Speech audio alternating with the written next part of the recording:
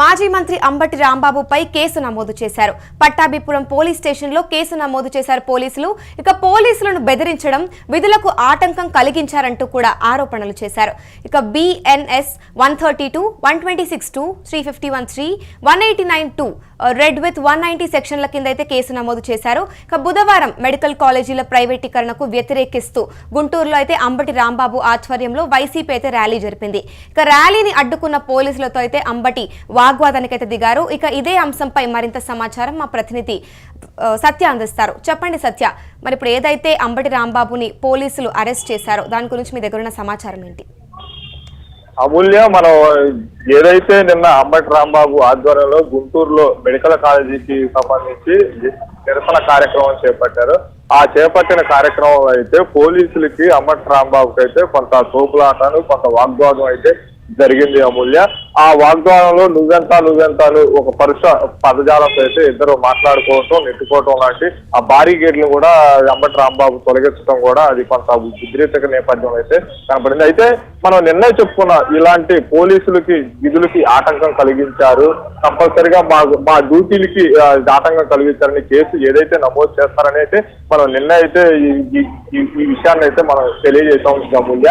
అయితే మెడికల్ కాలేజీకి సంబంధించి రాష్ట్ర వ్యాప్తంగా జరిగిన నిరసన కార్యక్రమంలో గుంటూరులో మాత్రం పోలీసు వర్సెస్ అంబటిగా అయితే ఆ నిరసన కార్యక్రమం అయితే చేపట్టింది అమూల్య.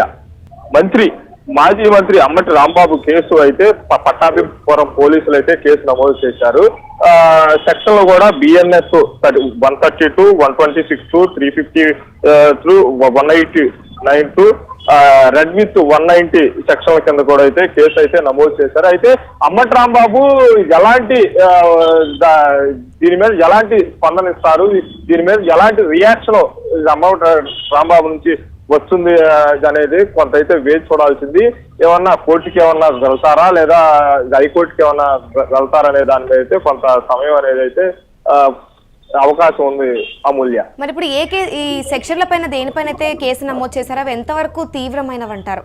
ఇవి పోలీసులు విధులకి ఆటంకం కలిగించారు కాబట్టి మా విధులకి ఆటంకం కలిగించారు, కంపల్సరిగా ఈ పరిగణలోకి తీసుకోవాలి అని అయితే ఇప్పటికైతే పోలీసులు అయితే కేసు నమోదు చేసి ఉన్నత అధికారులకు కూడా చెప్పి ఆల్రెడీ కోర్టుకు కూడా కోర్టుకు కూడా ఇదే విషయం చెప్పే అవకాశం ఉంది అమూల్య.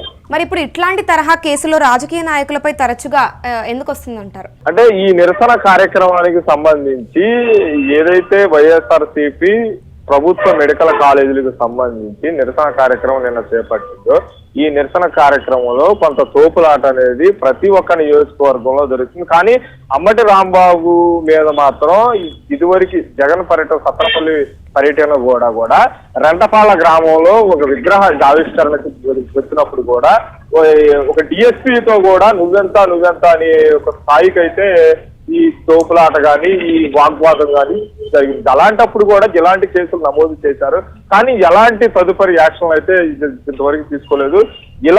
ఇప్పుడు ఈ ప్రభుత్వ మెడికల్ కాలేజీలకు సంబంధించి ప్రైవేటీకరణ నిరసన కార్యక్రమం నిన్న ఏదైతే పోలీసుల మధ్య అంబటి రాంబాబు మధ్య అయితే వాగ్వాదం జరిగింది కూడా ఇది కూడా సేమ్ అలాంటి పరిస్థితి లాగానే పరిగణిస్తారా లేదా అలాంటిది అనేది అయితే కొంత అయితే వేచి చూడాల్సి ఉంది అమూల్య. మరి ఇప్పుడు ఈ ఘటన తర్వాత గుంటూరు రాజకీయంపై ఎటువంటి ప్రభావం చూపే అవకాశాలు ఉన్నాయంటారు? కంపల్సరిగా గుంటూరు రాజకీయంలో ఎప్పుడైనా సరే కొంత ఉద్రిక్తలు అంబటి రాంబాబు విషయంలో అయితే కొంత ఉద్రిక్తలు అయితే కొంత జరుగుతున్నాయి. కానీ ఈ వైఎస్ఆర్ కాంగ్రెస్ పార్టీ నుంచి ఎలాంటి ముందుకు వెళ్తుంది, లీగల్ సెల్ తో ఎలాంటి సంప్రదింపులు చేస్తుంది, కొద్దిగా రాజకీయం అనేది మాత్రం కొంత వేడెక్కుతుంది. ఏదైతే నిన్న నిరసన కార్యక్రమం చేపట్టిందో రాష్ట్ర వ్యాప్తంగా జరుగుతున్నా కానీ నిన్న ఫోకస్ మొత్తం ఆ గుంటూరు జిల్లా మీదే ఉంది అమూల్య. ఈ అంబటి రాంబాబు వర్సెస్ పోలీసులు అయితే ఆ నిరసన కార్యక్రమం ఏదైతే చేపడుతుంది. గుంటూరు జిల్లాలో ఎప్పుడైనా సరే ఒక గుంటూరు అనే కాదు పల్నాడు జిల్లాలో కూడా 2 నియోజకవర్గం ఉమ్మడి గుంటూరు జిల్లాలో కూడా అంబటి రాంబాబుకు సంబంధించి ఎక్కడ నిరసన కార్యక్రమం చేపట్టినా సరే అది అంబటి వర్సెస్ పోలీసులుగా మారే అవకాశం కూడా మనం చాలా సార్లు అయితే చూసాము అమూల్య. థ్యాంక్ యూ సత్య. ఇక మాజీ మంత్రి అంబటి రాంబాబుపై అయితే కేసు నమోదు చేశారు. ఇక పట్టాభిపురం పోలీస్ స్టేషన్ లో కేసు నమోదు చేశారు పోలీసులు. ఇక పోలీసులను బెదిరించడం, విధులకు ఆటంకం కలిగించారంటూ కూడా ఆరోపణలు వ్యక్తం చేశారు. నిన్నటి వరకు ఏదైతే అంబటి రాంబాబు స్వామి థియేటర్ నుంచి ఆర్డీఓ ఆఫీస్ వరకు ర్యాలీ అయితే చేశారో దాంట్లో అంబటి రాంబాబు వర్సెస్ పోలీస్ అన్న పరిస్థితి కూడా నెలకొంది. అక్కడైతే ఏదైతే అంబటి రాంబాబు మరియు పోలీసుల మధ్యలో దుర్భాషలు ఆడుకున్నారో దానిపైన కూడా దాన్ని కన్సిడర్ చేస్తూ కూడా పోలీసులు అయితే ఈరోజు కేసు నమోదు చేయడం అయితే జరిగింది. ఇక కేసు BNS 132 మరియు 126(2), 350(1)(3), 189(2), రెడ్ విత్ 190 సెక్షన్ల కింద అయితే కేసునైతే నమోదు చేశారు. ఇక బుధవారం మెడికల్ కాలేజీల ప్రైవేటీకరణకు వ్యతిరేకంగా కూడా ఈ ర్యాలీని అయితే నిర్వహించారు. ఇక గుంటూరులో అంబటి రాంబాబు ఆధ్వర్యంలోనే ఈ వైసీపీ ర్యాలీ అయితే జరిగిందనమాట. ఇక ర్యాలీని అడ్డుకున్న పోలీసులతో అయితే అంబటి వాగ్వాదానికి అయితే దిగారన్న విషయం తెలుస్తోంది. ఇక ప్రజలు కూడా ఈ మెడికల్ కాలేజీ ప్రైవేటీకరణ పైనైతే తీవ్రంగా వ్యతిరేకిస్తున్నారు. మరి ఇప్పుడు ఈ ర్యాలీ అనేది ఎంతవరకు జరుగుతుందో చూడాల్సింది.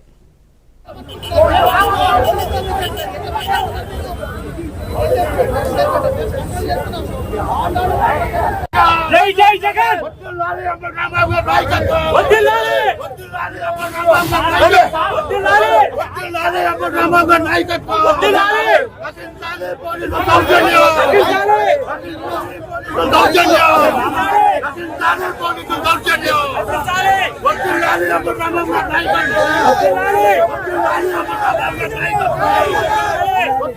రాంబాబు నాయకత్వం వద్దులాలి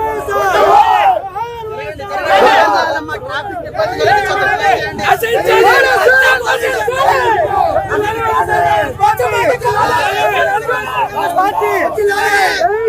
నాయకత్వం